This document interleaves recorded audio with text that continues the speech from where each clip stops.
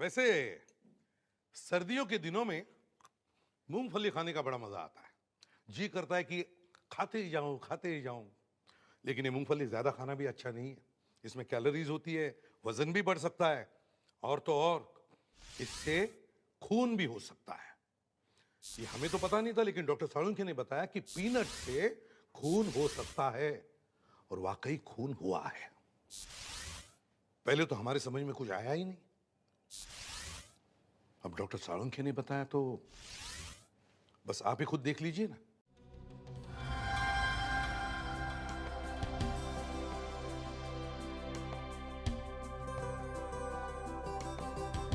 आज की शाम चमन के नाम।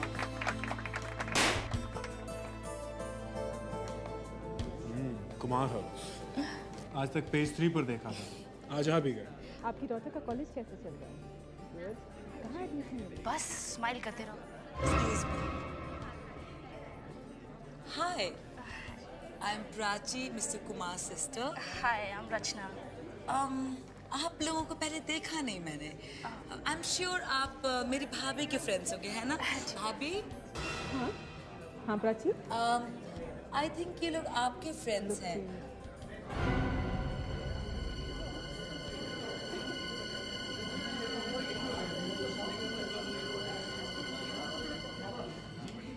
और चमन, अरे एंजॉय करो यार, तुम्हारी पार्टी यार। Come on. You enjoy yourself. मैं भी आता हूँ। Okay okay, enjoy. चमन, क्या बात है? तुम परेशान से लग रहे हो। नहीं नहीं, ऐसी कोई बात नहीं। तुम सबका ख्याल रखो, मैं भी आता हूँ। हाँ लेकिन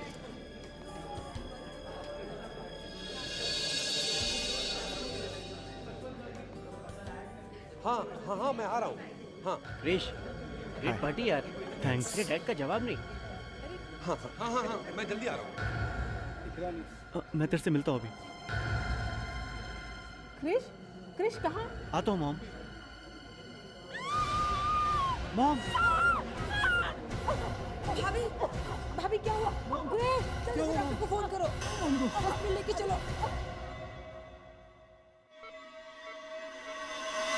एक्सक्यूज मी, हम लोग सीआईडी से हैं। सीआईडी? अच्छा हुआ आप लोग आ गए। मैंने ही फोन किया था आपको। मेरा नाम क्रिश है और ये मेरी मॉम मिसेस मालविका कुमार। और जिस किसी ने भी मेरी मॉम पे अटैक किया ना, वो बचना नहीं चाहिए। इतने जोर से आवाज करने की जरूरत नहीं है। सीआईडी को मालूम है कि क्या करना है। मॉम आप ठीक हो ना? मेरी गर्दन में बहुत दर्द हो रहा है। वहीं पे तो लगा है मॉम। अच्छा हुआ भाभी जो आपको होश आ गया, वरना मैं तो सोच रही थी कि आपके जैसी दयालु औरत पे कौन हमला कर सकता है। मालविका जी, मैं सीनियर इंस्पेक्टर अभिजीत सीआईडी से। अब आप ठीक हैं?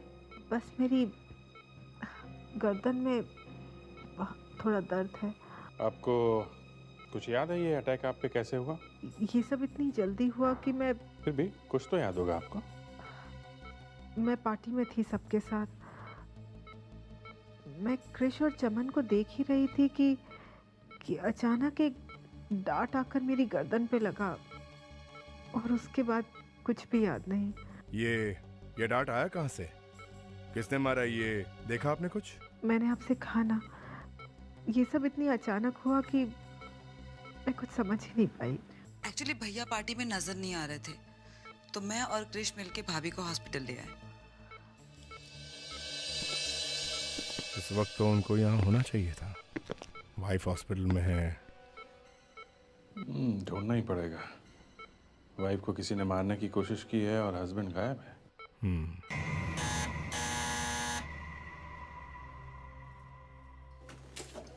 जी सर, कहिए किससे मिलना है? हम लोग सीआईडी से हैं। सीआईडी? जी। लेकिन सब लोग तो हॉस्पिटल में हैं। मालविका मैडम पर किसी ने अटैक कर दिया था। ये हम लोगों को मालूम है, इसीलिए हम लोग यहाँ आए। मिस्टर चमन कुमार को बुलाइए। चमन साहब? हाँ चमन कुमार जी, कहाँ है वो? हॉस्पिटल नहीं गए वो? कहाँ है? सर ये तो मुझे नहीं पता, मैंने यहाँ नहीं देखा, इसलिए सोचा कि वो हॉस्पिटल गए होंगे। तुम्हें ये भी नहीं पता कि चमन जी घर में है या नहीं? हाँ, इस घर को अच्छी तरह से चेक करो। वो चमन कुमार यहीं कहीं छुपा होगा। सब मालविका को डांट पार्टी के दौरान ही लगा था। मतलब मारने वाले ने घर के अंदर से ही मारा है। हाँ दया, मुझे भी यही शक है। डैड यही कहीं से मारा होगा, और मुझे शक तो इस चमन कुमार जी पर है।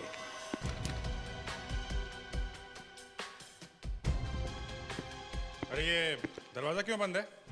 क्या हुआ अभी जी? सर ये दरवाजा बंद है यहाँ पे।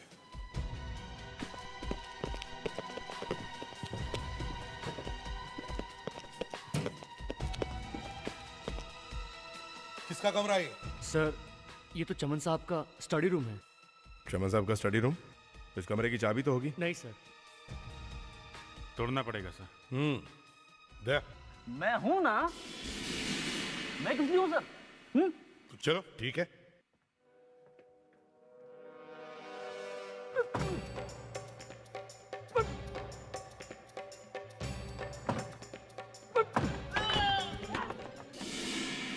चमन साहब, चमन साहब, चमन साहब को क्या हुआ?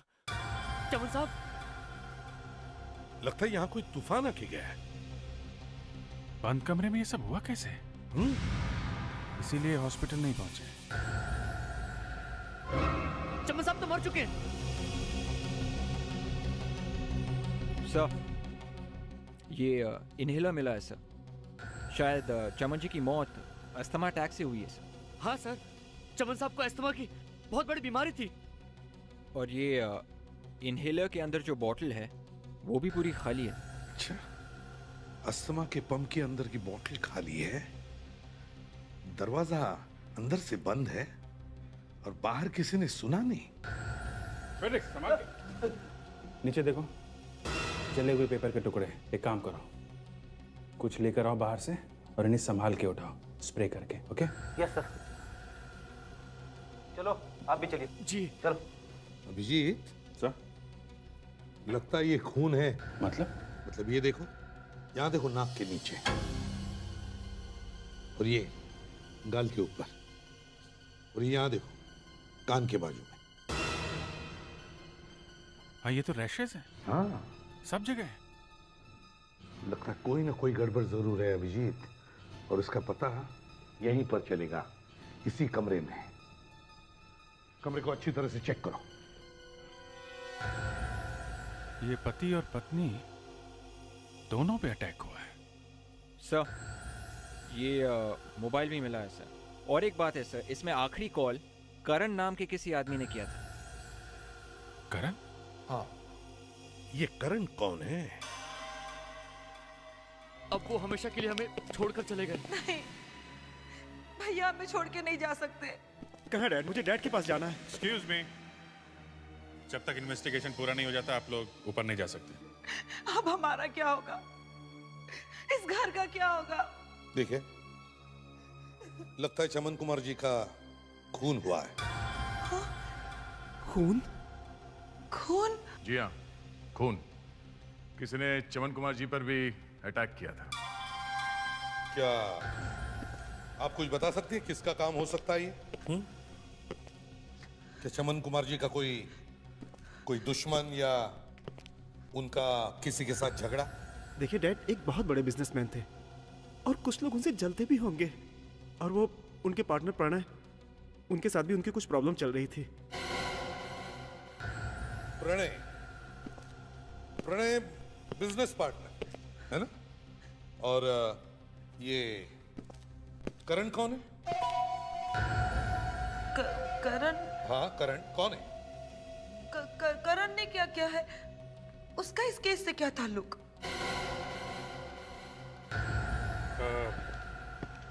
देखिए, करण वो आदमी है जिससे आपके भाई ने आखिरी बार बातचीत की थी। हमें लगता है कि करण ने ही उन्हें स्टडी में बुलाया था। मैम,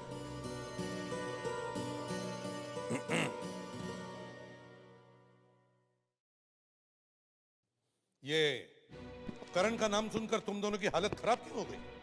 क्यों? देखो, अगर हमसे कुछ छुपाओगे तो नुकसान तुम्हारा ही होगा। तब सच सच बताओ, क्या हुआ था? वो एक्चुअली करण चमन भैया का लॉयर है। चमन भैया अपनी वसीयत चेंज कराना चाहते थे। इसका मतलब है करण ने मिस्टर चमन को वसीयत के बारे में फोन किया था? हा? पता नहीं नई विल बनी भी या नहीं। डैड का क्या भरोसा। कहीं ये खून इस वसीयत की वजह से तो नहीं हुआ? क्यों? हाँ?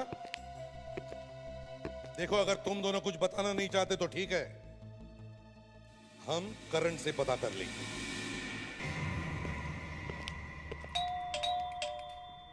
करण, करण दरवाजा खोलिए, हम लोग सीआईडी से आए हैं। जब भी कभी हम सीआईडी वाले किसी के घर पर जाते हैं तो या तो अंदर कोई सोया हुआ रहता है या फिर। ऐसा मत बोलिए सर, इस बार कुछ अलग होगा। अच्छा, तो चलो देखो। Oh my God!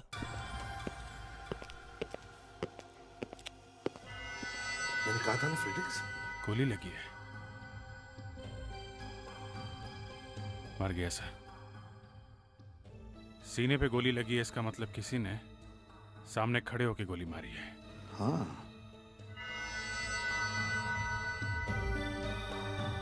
हाथापाई के भी कोई निशान नहीं। इसका मतलब है इसे अंदाजा भी नहीं था कि जो भी कोई सामने खड़ा था वो इसे गोली मार दे। सर, ये करण गोली चलाने वाले को जरूर जानता होगा। बिल्कुल सही फ्रेडिक्स। एक काम करो, देखो चमन कुमार जी की वसीयत यहां इस घर में है क्या? चेक करो अच्छी तरह से।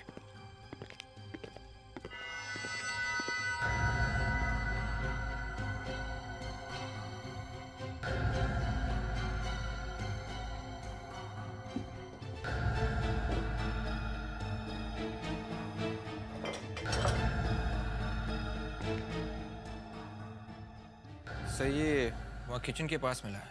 टूटा हुआ सेल फोन? सर ये करण का ही होगा। सर वो वसीयत तो यहाँ नहीं है। वसीयत नहीं है? तो कहीं खूनी वसीयत लेकर भाग तो नहीं गया? दो लोग जानते थे, दोनों चले गए। एक तो मिस्टर चमन और अब ये करण। अभिजीत, कुछ तो गड़बड़ है, कुछ तो गड़बड़ है। पहले चमन कुमार जी का खून, फिर उनके लॉयर करण का खून। चमन कुमार जी को मरने से पहले आखिरी फोन ये करण ही करता है। इस करण का खून चमन कुमार जी के वसीयत से जुड़ा हुआ जरूर है। तो साहब, ये चमन कुमार और करण की लाशें चुप हैं या कुछ बोलना भी चाहती हैं? लाशें बोलना तो चाहती हैं अभिजीत, लेकिन बोल रही हैं कि सुनने वाला कोई शरीफ आदमी होगा तभी बात करेंगी। शरीफ? डॉक्टर साहब, हमारी शराफत तो दुनिया को मालूम है। आप जल्दी से ही नहीं बता दीजिए। बात तुम्हारी नहीं है, तुम्हारे साथ वो एसीपी भी आने वाला है ना। अगर एसीपी आ रहा है तो फिर नहीं, एसीपी साहब तो कहीं चले गए हैं। वो तो लैब के आसपास भी नहीं भटकने वाले। फिर हम लाशों से बात कर सकते हैं। ये देखो, जैसा तुम दोनों देख रहे हो, लाल रंग के निशान देखो, ये चेहरे पर हैं, ये पूरी बॉडी पर ये पैचेज हैं, और ऐसे ही लाल निशान ये पैरों पर भी हैं। ये देखो, तलवों पर भी, दोनों तलवों पर देखो। कोई जबरदस्त एलर्जी हुई है? वो ऐसा है कि चमन कुमार को अस्थमा का जबरदस्त अटैक आया। अस्थमा समझते हो ना? दमा का ऐसा जबरदस्त अटैक आया कि बेचारे की डेथ हो। कमरे में एसी था, ऑक्सीजन की तो कोई कमी नहीं थी, और बाहर से कुछ अंदर आया भी नहीं। तो फिर ये अटैक आया कहां से? अंदर से। अंदर ही कोई ऐसी चीज होगी, कोई ऐसी जबरदस्त चीज जिसे खाने या छूने से ही बेचारे की तुरंत मौत हो गई। डॉक्टर साहब, एक बात समझ में नहीं आ रही है, किसी चीज को छूने से आदमी मर कैसे सकता है? फ्रेडरिक्स, अगर मुझे पता होता तो मैं तुम्हें बता नहीं देता। डॉक्टर तारिका। क्या बात है डॉक्टर तारिका, आप कुछ परेशान लग रही हैं। सब कुछ ठीक है ना? वो जो एनर्जी हुआ करती थी आपके अंदर आजकल दिखाई नहीं दे रही है। कुछ नहीं सर, बस दीदी को लेकर जरा परेशान थी। 6 महीने पहले उनकी शादी हुई और जाने दीजिए सर, ये सब घर की बातें हैं। और क्या वो ससुराल वाले परेशान कर रहे हैं क्या? नहीं, एक्चुअली सभी की उम्मीदें उन पर है। वो तो पूरी कोशिश करती रहती है कि मायका और ससुराल दोनों की उम्मीदों पर खरी उतरे। इनफैक्ट लड़कियों के लिए बहुत मुश्किल हो जाता है बेटी और बहू दोनों की जिम्मेदारी एक साथ निभाना। मेरी वाइफ के साथ भी ऐसा ही हुआ था शादी के बाद। सच्ची सर, उसे देखती हूँ तो मुझे भी रोना आता है। समझ में नहीं आता कि उसकी हेल्प कैसे करूँ। एक आइडिया है, आप अपनी सिस्टर को वो सीरियल दिखाना, अब बाबुल का आंगन छूटे ना 21 जनवरी से सोनी टीवी पे आने वाली है, सोमवार से गुरुवार रात को 10 बजे। Anyway, let's come to the business. अभी हम चमन कुमार की मौत की बात कर रहे हैं। एक काम करता हूँ, मैं इन्फेक्टेड स्किन का टुकड़ा लेकर रेडिएशन करने जाता हूँ। पता लगाते हैं आखिर वो क्या चीज़ है जिसकी वजह से एलर्जी हुई है।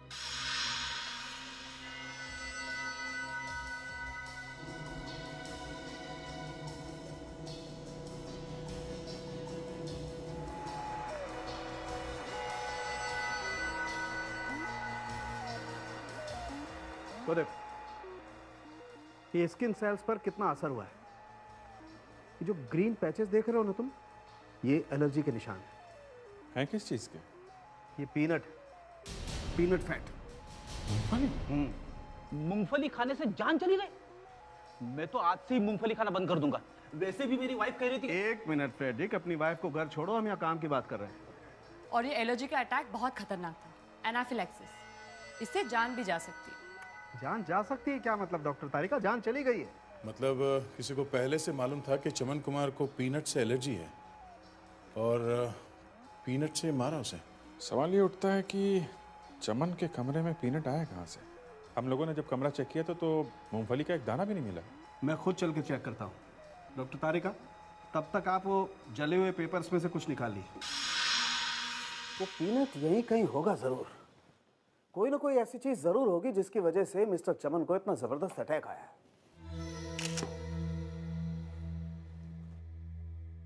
मौत यहीं हुई है बॉस, इसका मतलब वो चीज भी यहीं कहीं होगी जरूर।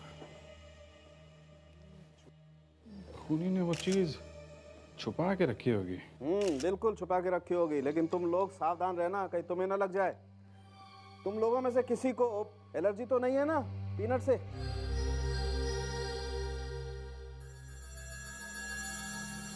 खूनी ने तरीका तो बहुत अच्छा निकाला था, लेकिन उसे पता नहीं है फॉरेंसिक डॉक्टर की नजर से कोई चीज बच नहीं सकती है। चलो जल्दी करो यार। बस हो गया, 2 मिनट लगेंगे।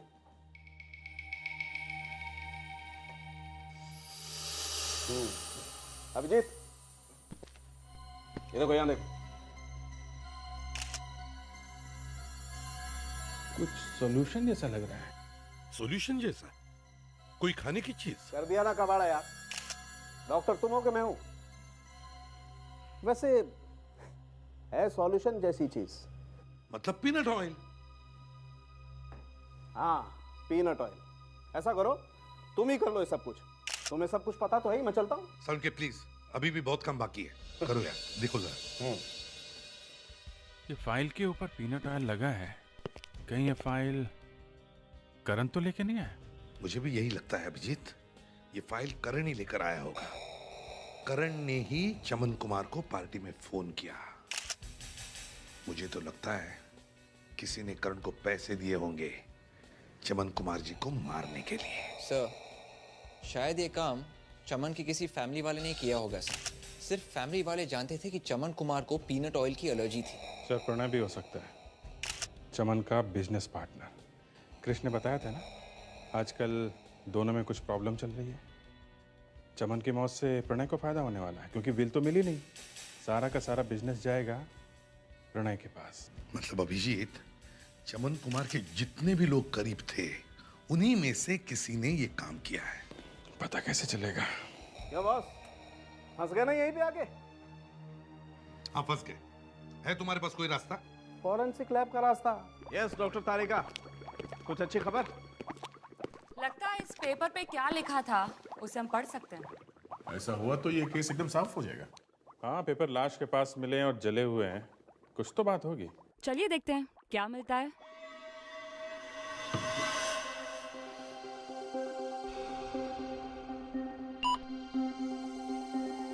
ये इलेक्ट्रॉन माइक्रोस्कोप से पेपर पे लिखी हुई हर चीज बड़ी नजर आती है। जैसे ही रेडिएशन से इस पे गिरेगा, सब कुछ साफ नजर आएगा।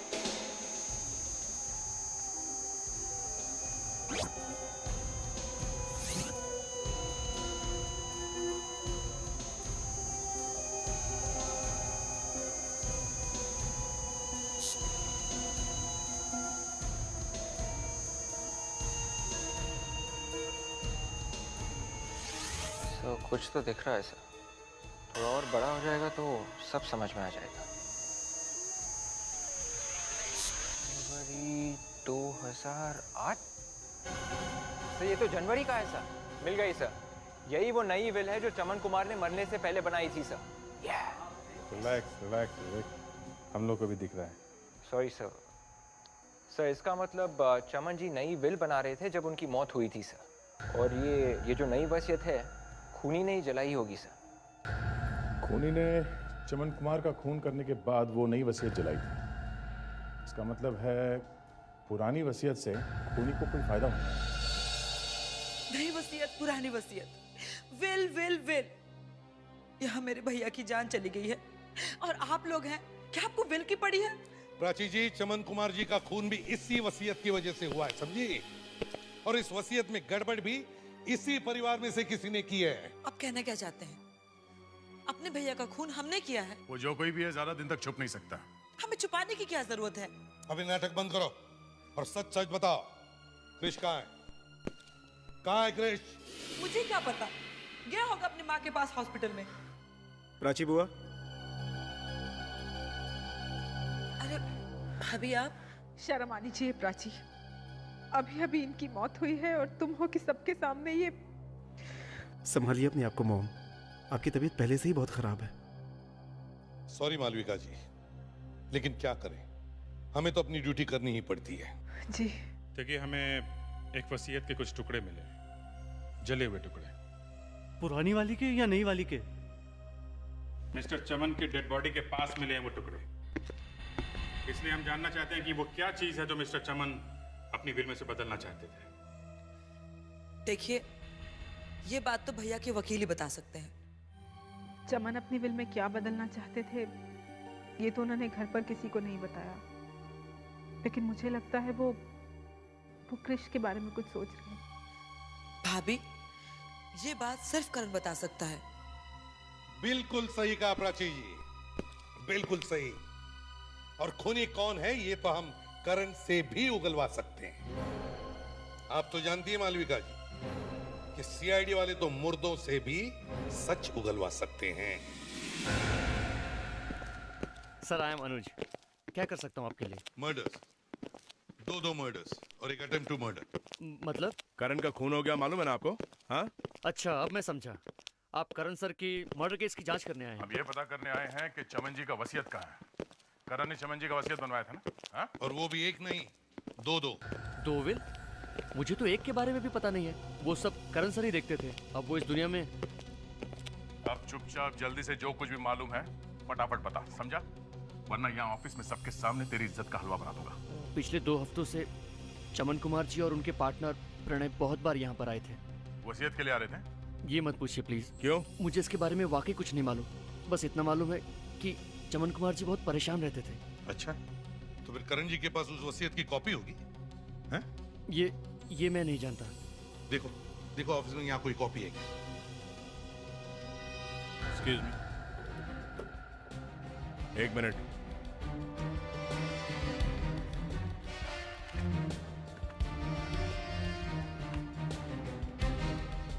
किसके पास हो सकती है ये वसीयत की कॉपी? शायद डायना मैडम को पता होगा। नहीं सर, वसीयत के कोई पेपर्स नहीं है। अच्छा, ये डायना मैडम को कैसे पता होगा? है? ये डायना मैडम है कौन?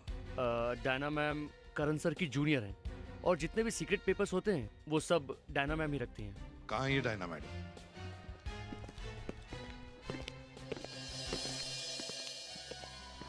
मैम। अनुज, मैंने तुमसे कहा था ना कि मुझे आज किसी को नहीं मिलना है। यहाँ की एसीपी लगती है। मैम, सीआईडी वाले आए हैं।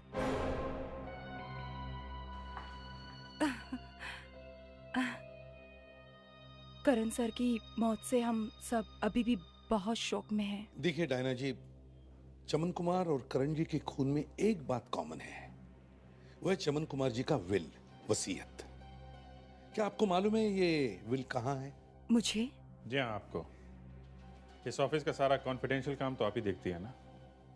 हमें पता चला है कि आपको सब मालूम है। जो करण को मालूम था वो आपको भी मालूम है। देखिए, मैं आपकी कोई मदद नहीं कर सकती हूँ। पिछले 10 दिन से तो मैं मनाली में थी अपनी आंटी के पास। तो आप 10 दिन की छुट्टियों पर गई थी, मनाली गई थी। फिर ऑफिस लौटने के बाद क्या आपको कुछ पता चला, ऐसे कुछ गड़बड़ वगैरह हुई है? जब मैं वापस आई थी मुझे ये जरूर मालूम हुआ था कि चमन कुमार का बेटा ऑफिस में आया था और उसमें और करण सर में किसी बात को लेकर झगड़ा हुआ था। Thank you. फ्रेडिक्स, पता करो ये मनाली क्या करने गई थी। अभिजीत, पहले तो हमें ये देखना पड़ेगा कि 28 दिसंबर को मनाली में बर्फ गिरी थी या नहीं। ये डायना कह रही थी कि 28 तारीख को बर्फ देखने गई थी, इसलिए। हाँ, तो पता चल जाएगा कि डायना 28 दिसंबर को मनाली में थी क्या। सर, ये चमन कुमार अभी तक जिंदा था, ये बहुत बड़ी बात है। दोस्तों से लेकर परिवार वाले सब उसकी जान के दुश्मन थे। सर, एक आदमी की मौत से इतने सारे लोगों का फायदा होने वाला था। एक तो चमन की बहन प्राची, दूसरा उसका बेटा क्रिश, और ये प्रणय भी तो है, उसका बिजनेस पार्टनर। इन तीनों में से ही कोई एक है वो खूनी। सर, इन तीनों को बुला के अलग अलग पूछताछ करते हैं, थोड़ी देर में सब निकल के आ जाएगा सामने। आइए।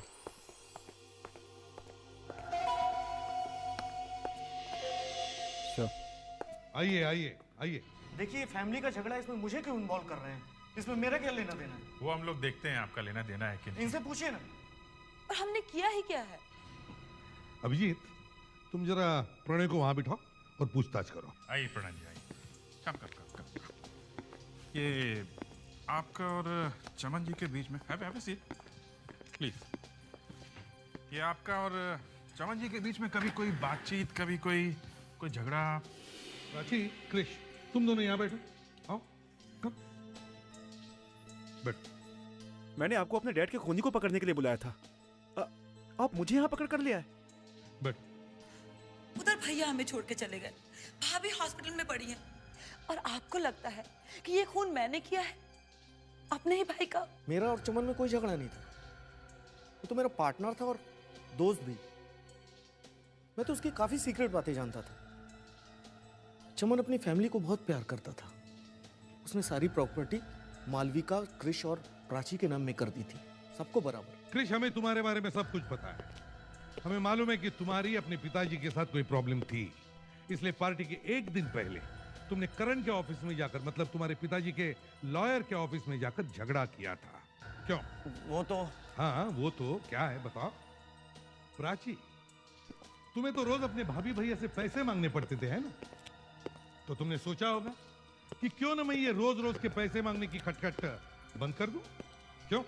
सर। हाँ फ्रेडिक्स। सर, डायना कहीं नहीं गई थी, यहीं पे थी। उसके मोबाइल फोन से एक भी रोमिंग कॉल नहीं की है, सारी कॉल्स यहीं की है, लोकल कॉल्स। ये देखिए सर। और सर, जब चमन की मौत हो गई तो थोड़ी देर बाद ही उसने करण को फोन कर दिया। मौत की थोड़ी देर बाद उसने करण को फोन किया? करण को फोन? सर, इस प्रणय ने बताया है कि चमन की पुरानी वसीयत के हिसाब से तीनों को बराबर बराबर जायदाद मिलने वाली थी, लेकिन अगर नई विल बनेगी तो किसी न किसी का तो नुकसान होगा। अब जिसका नुकसान हो रहा था खून, उसी ने किया सर। हाँ, पर वो है कौन? अभी पहले इस डायना से निपट लेते हैं, उसे मनाली की हवा लग गई है। कितनी बार बोलेगी मैं कि मैडम घर पे नहीं है? अब डायना मैडम को बुलाइए, हम लोग सीआईडी से हैं। वो एजेंट लोग आए थे ना, उनके पीछे मैडम भी बैंक गई है। वाह, दूसरों के लॉकर से भी चोरी करना शुरू। सर, आप लोग कहाँ घुसे आ रहे हैं? एक मिनट, ये लॉकर करण का है ना? देखिए, इसकी चाबी तुम्हारे पास कहाँ से आई? हाँ? देखिए, आप लोग इस तरह अंदर नहीं आ सकते। देखिए मैनेजर साहब, हमें अपना काम करने दीजिए। पैट्रिक्स, लेके जाओ इनको।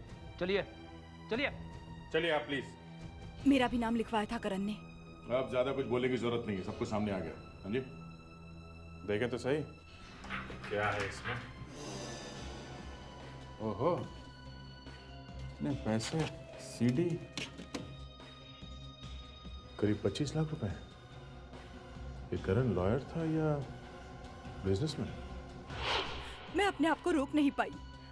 इतना बड़ा चांस था मेरे सामने, मुझे लालच आ गया था। एक दिन मैंने करण सर को फोन पे किसी से नई वसीयत के बारे में बात करते सुना। वो कह रहे थे कि वो नई वसीयत को जला देंगे और चमन कुमार को भी साफ कर देंगे। तो करण किसी के साथ वसीयत के बारे में डील करने वाला था। कौन था वो?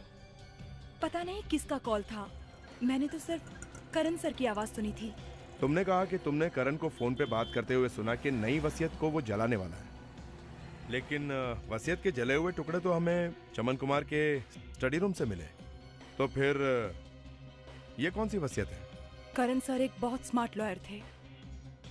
उन्होंने चमन कुमार के यहाँ विल की कॉपी जलाई थी, सिर्फ अपनी डील पूरी करने के लिए। और बाद में असली कॉपी दिखाकर वो उस आदमी को ब्लैकमेल करने वाला था। मुझे लगा कि मैं भी थोड़े पैसे कमा सकती हूँ। मैं करण सर के पास गई, उनको ये बताने के लिए कि मुझे सब कुछ मालूम है। मगर करण सर तो उल्टा मुझे ही धमकाने लगे।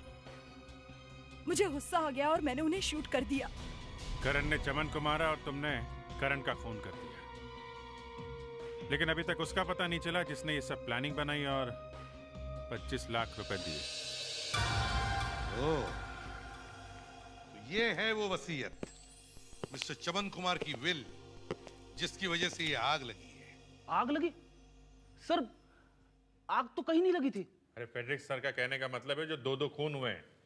हाँ फ्रेडरिक्स, दो खून जो हुए हैं उसके बारे में बात कर रहा हूं मैं। मैं तो कंफ्यूज हो गया था सर, वही मैं सोचूं कि आग लगी और मुझे कैसे नहीं दिखी। चलो कोई बात नहीं, पढ़ो इस विल को।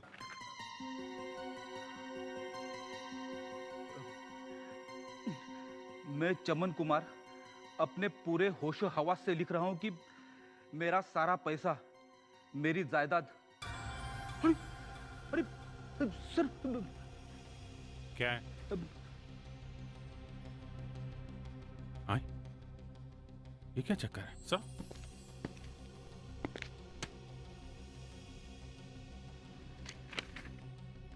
माय गॉड, तो ये बात है, इसकी वजह से ये खून हुआ है। अभिजीत, इस सीडी को चला के देखो। करण ने ये सीडी अपने लॉकर में छुपा के रखी थी, इसमें जरूर कुछ होगा।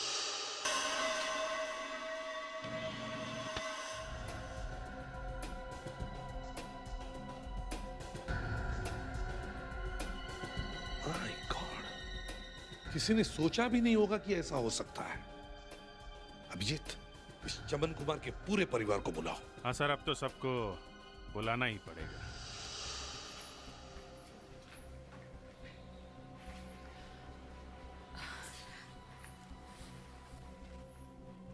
एसीपी साहब, आपने बुलाया हमें?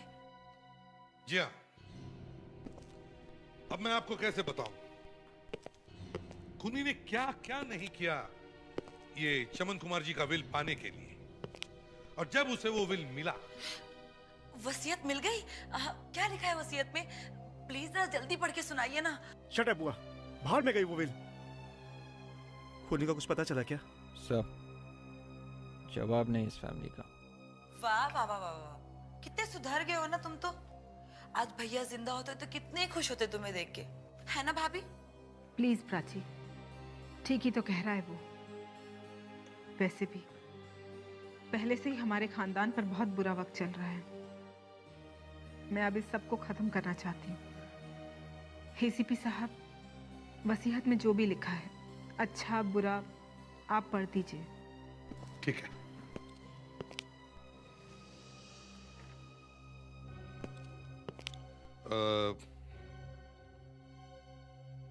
नहीं अभिजीत, जरा तुम ही पढ़ लो। मैं? हाँ पढ़ लो, ये इतनी बुरी खबर है, मैं नहीं पढ़ सकता। अब ड्यूटी तो करनी ही है, मैं ही पढ़ देता हूँ। मैं चमन कुमार अपने पूरे होश में अपनी सारी प्रॉपर्टी, कैश, एसेट्स। किसके नाम?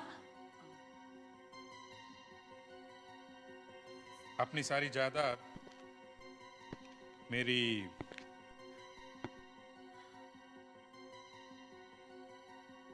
मेरी बेटी डायना के नाम कर रहा हूं।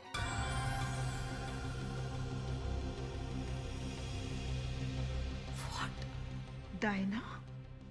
ये आप क्या कह रहे हैं? भाभी ये क्या हो रहा है? मैं कुछ नहीं कह रहा हूँ। ये तो चमन कुमार जी ने खुद लिखा है। डैडी का दिमाग खराब हो गया था क्या? और ये डायना, पापा की बेटी, ये सब क्या है मॉम? क्रिश प्लीज, अपने पापा के बारे में ऐसे नहीं बोलते।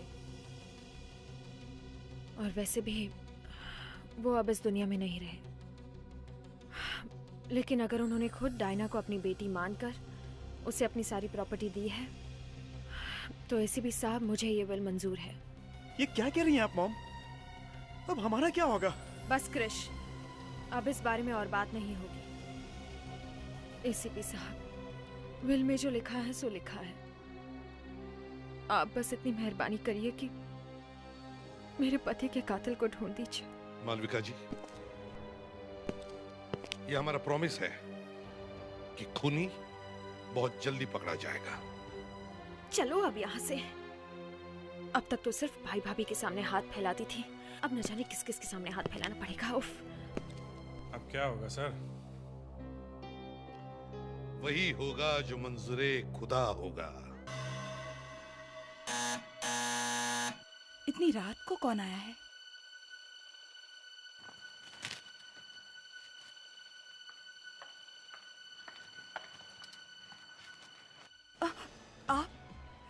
आप यहाँ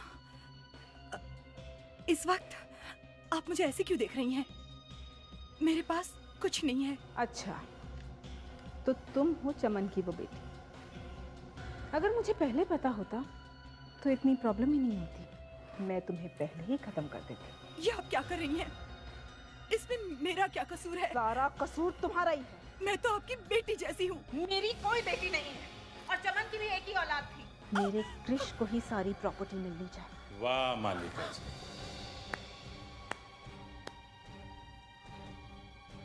सीआईडी? सीआईडी यहाँ? इसका मतलब ये आप लोगों की चाल थी मुझे पकड़ने के लिए। क्यों? प्लानिंग सिर्फ आप ही कर सकती हैं, हैं? वैसे मान गए आपके दिमाग को। बहुत टैलेंटेड है आप, काफी अच्छी एक्टिंग कर लेती है। ये सब इसी की वजह से हुआ है।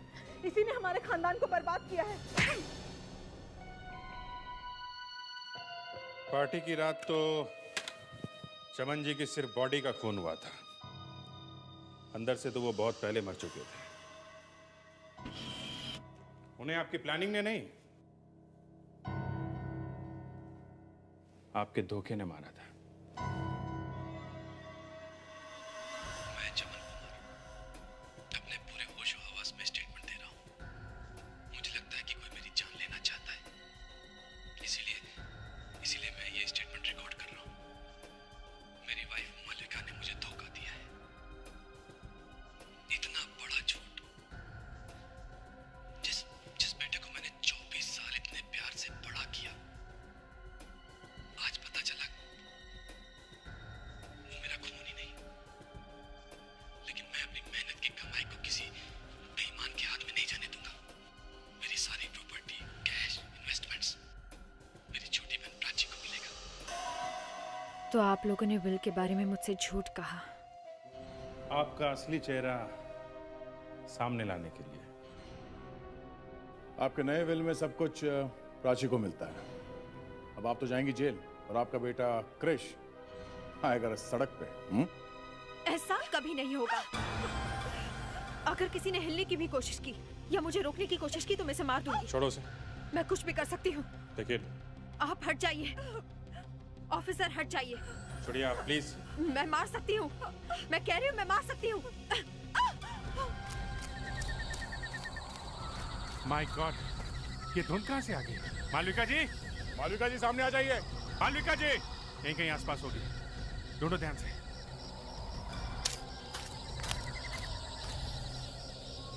मालविका जी,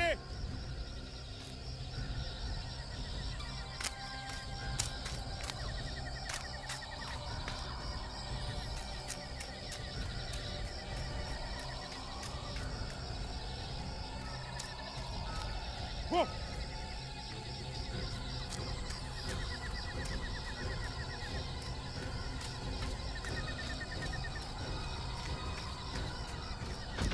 अरे बाप रे! बस बस मालविका जी, बहुत भाग लिया आप। आराम करने का टाइम आ गया है। मैं कहाँ हूँ? Freddy, good job Freddy. कौन फ्रेडी? अरे ये आवाज तो जानी पहचानी सी लगती है। ये तुम्हारे अंकल की आवाज है। अंकल? कौन अंकल? ये तो गया। फ्रेडी, फ्रेडी होश में आओ। फ्रेडी, चलो।